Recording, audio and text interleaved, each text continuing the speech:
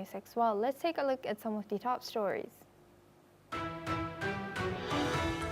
Israeli forces kill Al Jazeera correspondent Anas al-Sharif and 4 colleagues in a targeted strike on their media tent near Al-Shifa hospital in Gaza City.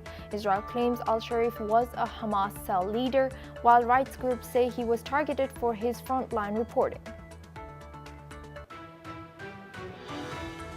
Israel has now stepped up its military operations in Gaza after Prime Minister Benjamin Netanyahu ordered to take full control of Gaza City to defeat Hamas and free hostages, while the UN Security Council hears fresh calls for a ceasefire and more aid to the Palestinian enclave. Polish Prime Minister Donald Tusk has also called for Ukraine to be involved in the upcoming President Trump and President Putin talks, which are to be held on Friday, as the other allies of Ukraine call for the decision to be made involving both parties who are involved. Iran's top security official, Ali Larijani, visits Iraq to sign a bilateral security agreement before traveling to Lebanon.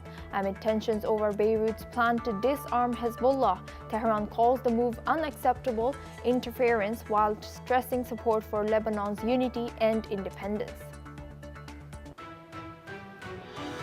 Taiwan is negotiating with Washington to reduce the 20% tariff imposed by President Donald Trump.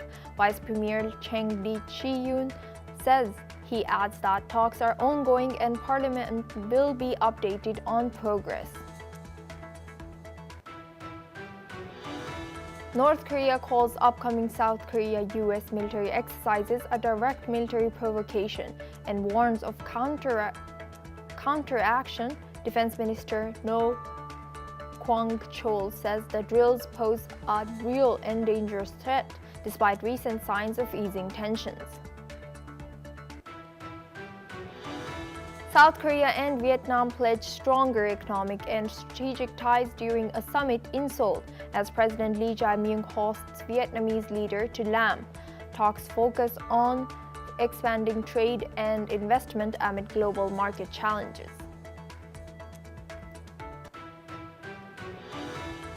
China's Coast Guard says it took necessary measures to expel Philippine vessels from waters around Scarborough Shoal in South China Sea. It says the operation was professional and legal, while Manila has not yet commented.